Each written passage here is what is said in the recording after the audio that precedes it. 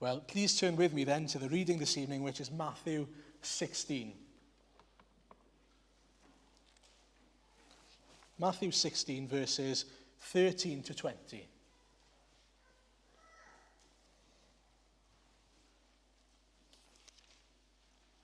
It's a fairly well-known passage.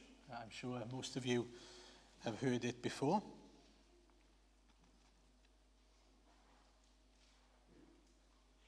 So Matthew 16, verses 13 onwards.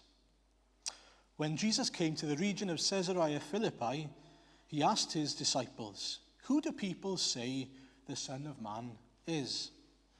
They replied, "Some say John the Baptist, others say Elijah, and still others Jeremiah or one of the prophets." "But what about you?" he asked. "Who do you say I am?" Simon Peter answered, "You are the Christ, or the Messiah, the Son of the living God." Jesus replied, "Blessed are you, Simon, son of Jonah, for this was not revealed to you by man, but by my Father in heaven. And I tell you that you are Peter, and on this rock I will build my church, and the gates of Hades, or death, will not overcome it. I will give you the keys of the kingdom of heaven. Whatever you bind on earth will be bound in heaven, and whatever you loose on earth will be loosed in heaven." Then he warned his disciples not to tell anyone that he was the Christ. Amen. Okay, so last week we started the series by being reminded, as I just mentioned in my prayer, that we are loved by God, freely loved by God. We are chosen by God, and we are born again thanks to the work of Jesus. And so hopefully we were encouraged by that. That is who we are. That's what Jesus has done in the life of the believer. And then this week in the fellowship groups, if you were there, we looked at what it means to be a chosen people of God. The passage we looked at in the evening on Sunday was 1 Peter 2, and he talks there of being a royal priesthood, a holy nation, which we saw then in Exodus 19, where God made that covenant with his people back in the Old Testament. They were chosen to be the people of God there, but it was fulfilled in and through Jesus. And so tonight then, we're now going to look at how sort of in many ways, the foundations of the church were put into place. And I'm going to try my best not to go too far, because we're going to look at sort of verses 17 to 20 in the fellowship groups this week as well. And so I'm trying to be quite refrained this evening and quite disciplined. But we're going to look at the rock here that Jesus calls him, Peter, who would be the foundation of the church. And if you like, this is sort of a big picture for us tonight. This is the theme then. God is the master builder, and he has a master plan. God is the master builder, and he has a master plan. That master plan was for God's Spirit to dwell among his people. For his Spirit to dwell among his people. Now, before we go on to that, I'd like you all to imagine you've been tasked with the job of building a house, okay? Now, where do you start? If someone says to you, right, I want you to build a house. I get the feeling some people might be in the process of building a house. But where do you start? Well, hopefully, you could argue, well, you start off with having a vision. Fair enough. You have this idea of what kind of a house you want. That's a good place to start. You need to consider, well, you know, there's no point in just flinging some stones together. You need to think about what you want. But then, hopefully, after that, you draw a plan. You make a plan. You mark things out. You decide what materials you're going to use, and so on and so forth. And I'll give you an example of what you don't do. You don't go, well, I want to build a house that's going to last a long time. Therefore, I'm going to choose to use reinforced, autoclaved, aerated concrete. Now, if you've watched the news recently, that's the concrete that's been used in these schools that have been closed down, because they found out that this RAC, or reinforced autoclaved aerated concrete, is a mouthful of it. Let's call it RAC for the sake of ease. But that doesn't last a very long time. It's weak. It's not safe after about 30 years. It has a lifespan. So if you plan out carefully and well, you don't choose materials that you know aren't going to last. Neither do you choose materials that you don't know are going to last a very long time. It seems that what they've done is they've gone, well, it's cheap. It might do the job. I'm sure it'll be okay. We'll hope for the best. Well, that's a risky move, isn't it? We find out 30 or so years later. But you see, when God made a plan, he made a plan right at the beginning before he made us, his people. And his plan was perfect. His plan is perfect. It's not an accident. It's not that he's mismanaged his plan as a project manager and he's had to send Jesus to save the day. Jesus is the plan. We as the church are part of his plan.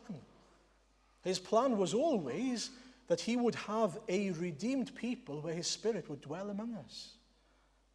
On earth now, that this is part of his great plan until the day comes where he will take whoever's left and we'll be joined with whoever's already gone before us. And we will dwell with him in paradise, in perfection, one day. And it's important that we remember that. What's going on here now is not an accident. It's not a plan B. It is the plan A. What God has decided is that he might build for himself a church, a building, a place, not in physical terms, in bricks and mortar, but people like you and me. You need to think about that. Like I was thinking about that this week. That's quite amazing. That God decided, I am going to put myself, by my Spirit, in people. Think about that. That's what he chose. So that we might know what it means to have God living in us. That we might have the privilege of having God living in us and working in us and through us. Wow. That was his plan. And so we see the outworking of his plan a little bit in Ephesians chapter 2. You can turn to it if you have a Bible, verse 19 onwards. You see, God decides that he would provide the chief cornerstone for this church. That is Jesus. He is the chief cornerstone. And he also said then that he would build foundations and then a church. The apostles are the foundations, the Bible says. And Paul tells us here in Ephesians 2, verse 19 to 22. Consequently, you are no longer foreigners and strangers, but fellow citizens with God's people and also members of his household, built on the foundation of the apostles and prophets, with Christ Jesus himself as the chief cornerstone. In him the whole building is joined together and rises to become a holy temple in the Lord. And in him you too are being built together to become a dwelling in which God lives by his Spirit. Those are some verses that should blow us away.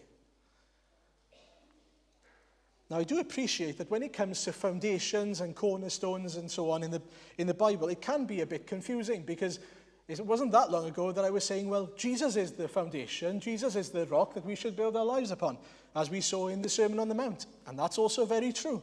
And so it's important that we don't sort of mix up the illustrations here. Jesus, in the Sermon on the Mount, was basically saying, build your life on the righteousness of Jesus Christ. That is the rock on which we stand. I don't stand before God in my own righteousness. I come knowing it's only the perfect life, death, and resurrection of Jesus that enables me to be reconciled to God, right? And so he is the foundation. If you like, he's the foundation for every single brick, okay? But now Jesus is also revealed to be the cornerstone. In other words, all those stones are put together, knitted together to form a household, a place where God dwells by his Spirit. And how are they all held together? What binds them all? Jesus, the chief cornerstone. The cornerstone would be the most important part of the building. Otherwise, you'd have four walls that weren't stuck together, and eventually they would all split. And so the cornerstone is very important. In other words, you take Jesus out of the church, there is no church. If there is no Jesus in us, you're not part of the church. And so he is the key. He's the key to being a stone as a part of the church, and he is the key to be holding the church together. And that's something that we must come to understand for ourselves, of course, that he is the key to all things. But amazingly here, he uses the picture of the foundations now to illustrate Peter's role in the church. He is the rock on which Christ would build his church. He starts off the building, as it were. Those of you who have done any building work would know you start off with the foundations. You start off there and then you build up. If you start building from the top down, you're going to struggle, I promise you. Just don't do it. It's not a good idea. There's such a thing as gravity, and it will just hinder you all the way. And so it's important that we start from the foundation up, and that's exactly what Jesus did. He started off with those first disciples that became the first apostles in the New Testament, and he said, I'm going to start my church off with you.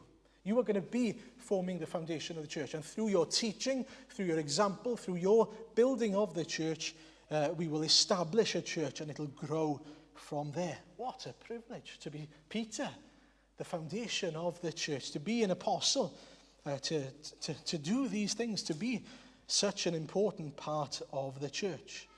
But remember, it doesn't happen unless you are built on the right foundation as a stone, first of all, which is the righteousness of Christ, and unless Christ is the cornerstone.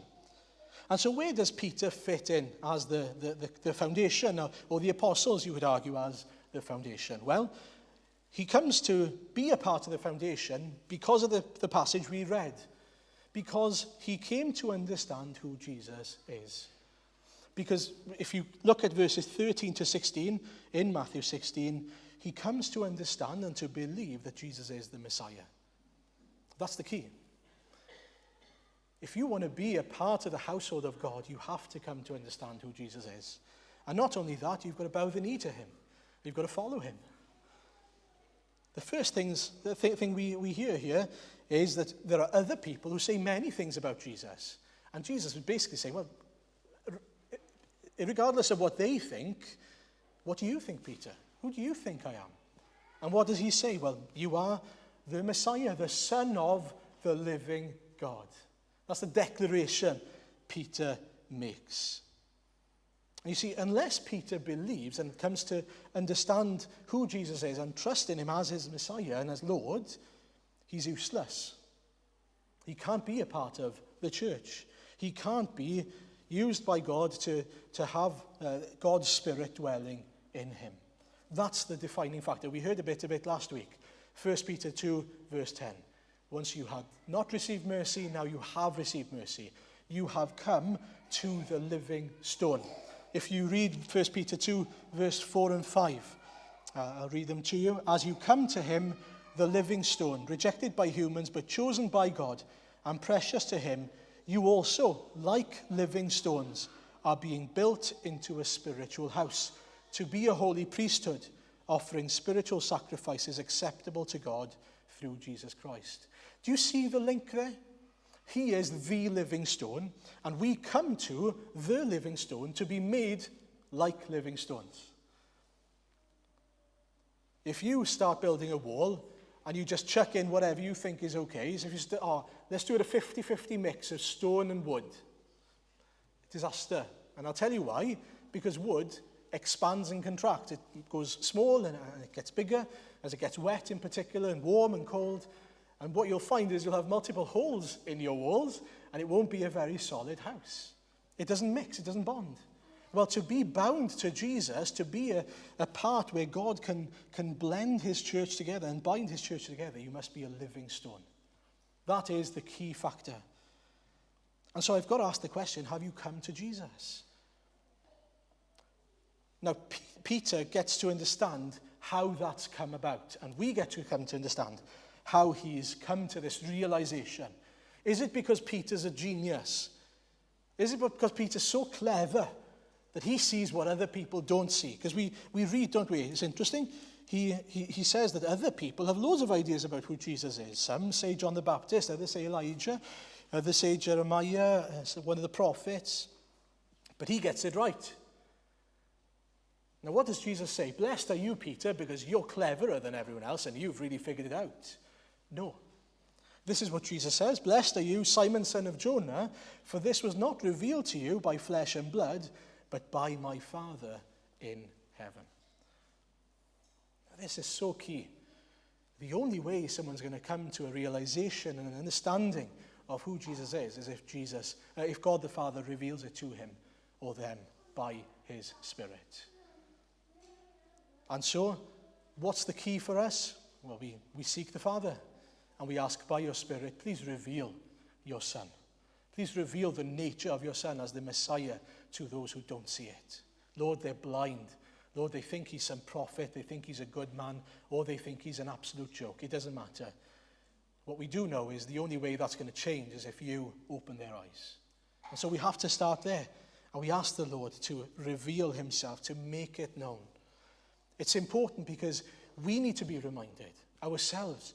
I haven't come to this realization because I'm better than other people or I'm cleverer than other people. I've come to this realization because God has been gracious to me. He's opened my eyes to it. But this also means, and this is the second thing I want to say about that, is that Peter is blessed.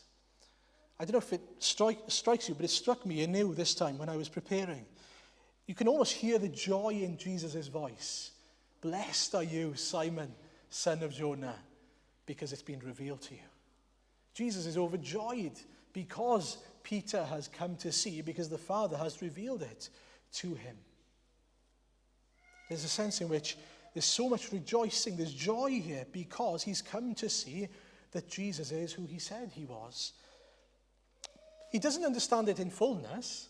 If you were to read on a little bit in Matthew 16, what does Peter do? If I need to remind you, probably know.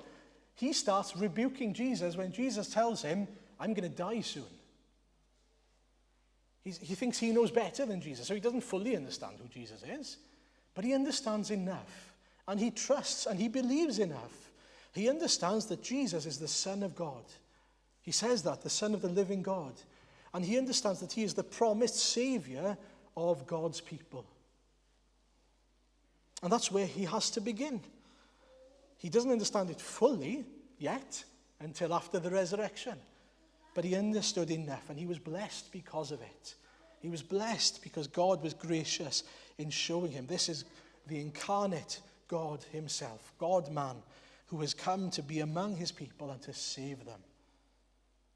Now, our first response tonight ought to be, if we are in the same situation as Peter, that we rejoice, that we come to an understanding that Jesus says, blessed are you. For me then, he says, blessed are you, Aaron, son of John, because this has not been revealed to you by flesh and blood, but by my Father who is in heaven. And the same applies to each and every one of you, if it has been revealed to you. As I said, it helps us not to be puffed up with a sense of pride and self-righteousness, because we are reminded it's only because the Father has revealed it. But it also reminds us again, the only thing we can do is pray. And make Christ known as we preach Christ, yes, but it's not us that will ever, it's not flesh and blood that can ever bring about salvation. It is only the Father. He uses us in his grace, yes, to make Christ known, but that's not what will save. The key component is the Spirit opening the eyes. Is the Spirit. You can't resuscitate a dead person unless you know what you're doing. I can't bring myself to life in particular. If I'm dead, if my heart stops beating, I'm not going to be able to give myself CPR, am I? And so for one thing, I can't save myself. I am dead in my trespasses and sins unless Christ lives in me, unless he's breathed life into my soul. And that's what's happened to Peter, of course. He has become alive in Christ. He has come to know life in Jesus. Have you? Have you come to know Jesus?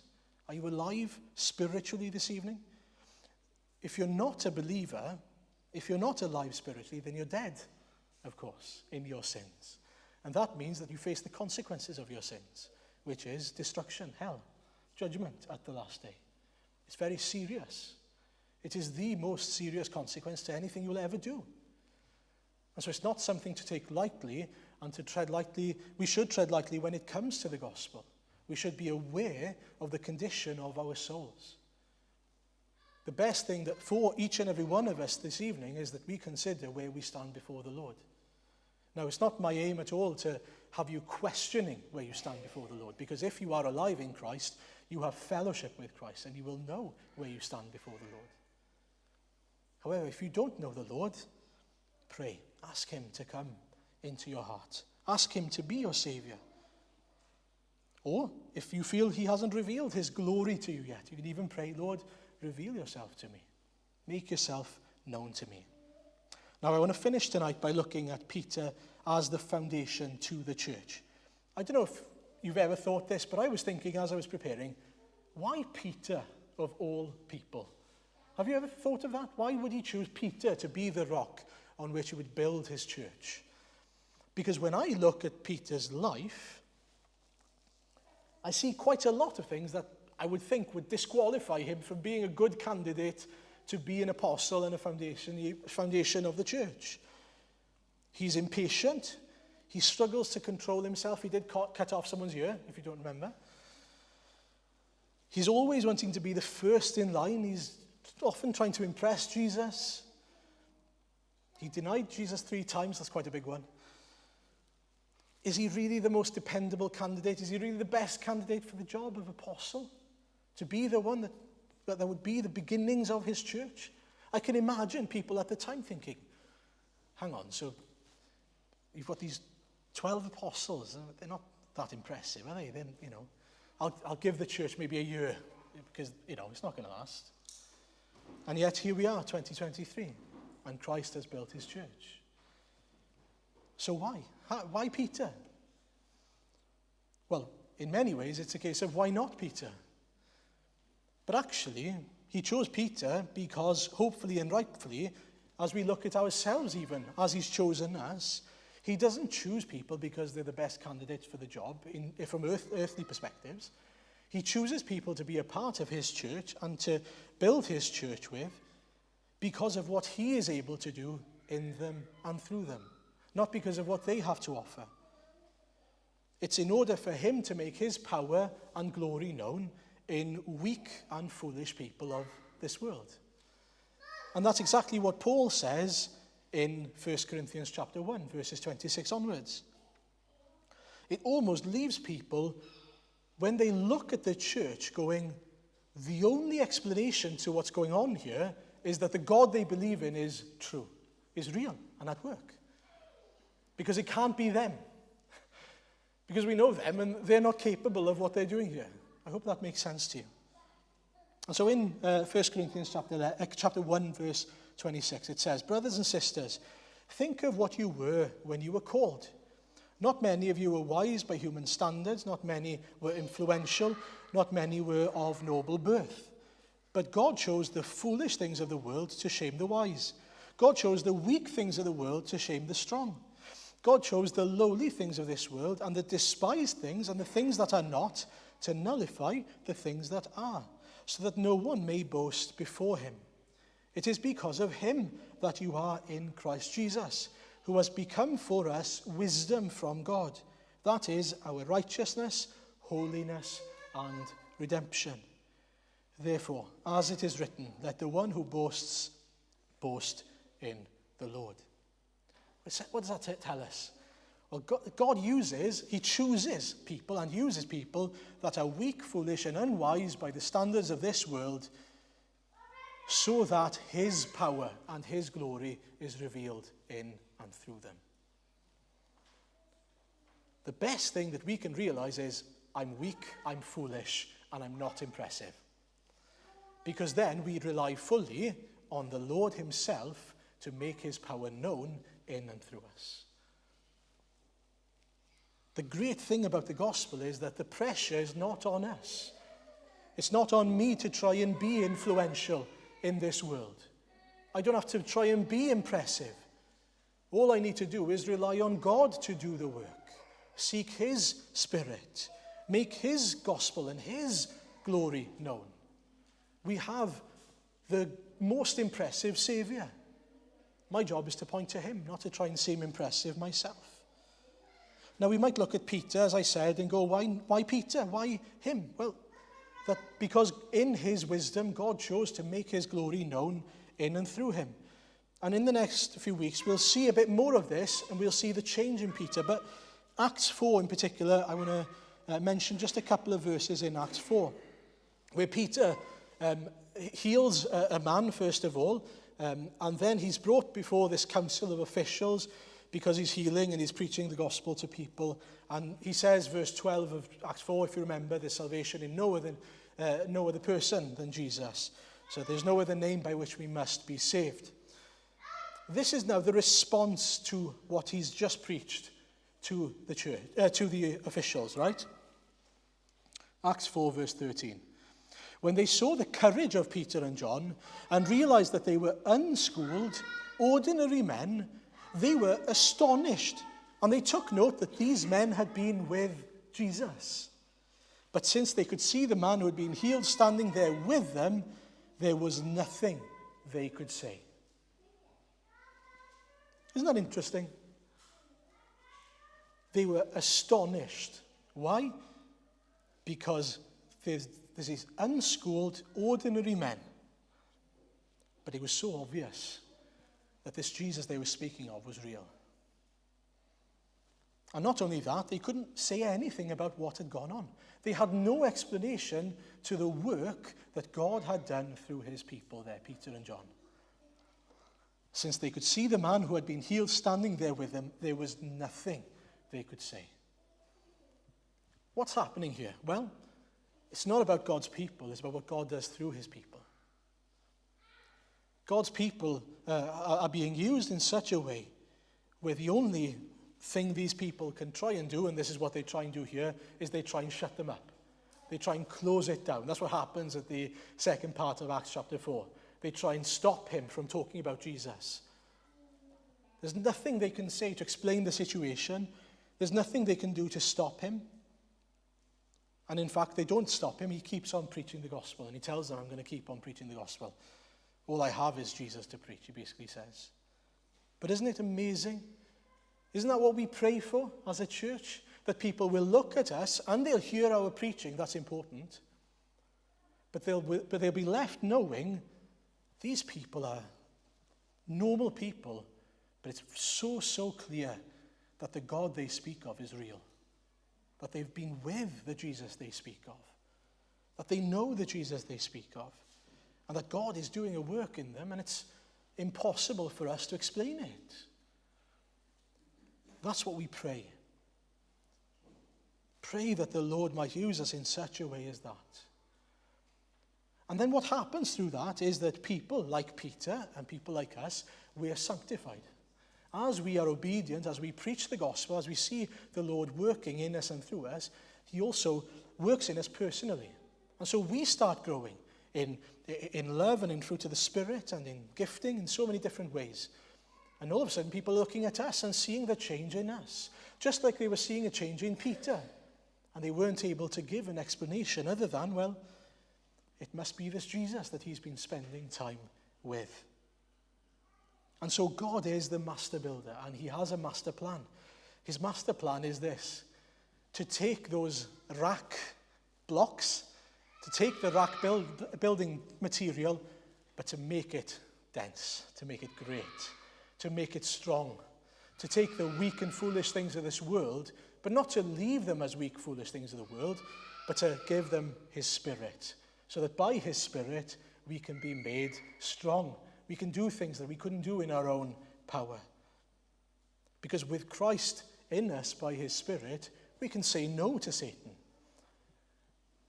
We can speak words of life to dead hearts. We can do things that we could never do without Jesus in us. Because, as it said in Ephesians 2, in him you two are being built together to become a dwelling in which God lives by his Spirit. We might feel sometimes like that sort of aerated block. Why me, Lord? I'm nobody. I'm weak. I'm not a good communicator of the gospel. I don't have any gifts. Don't worry about that. God knows exactly who you are. He knows who you are better than you know who you are. That isn't what makes you an effective witness of the gospel. What makes you an effective witness of the gospel is acknowledging your weakness and relying on his strength, on his Spirit, to do the work in and through you. And so as a church, we are being built up so that the Lord God himself might dwell in us by his Spirit. Are you a part of that house? Rejoice if you are a part of it, but rely on the Spirit.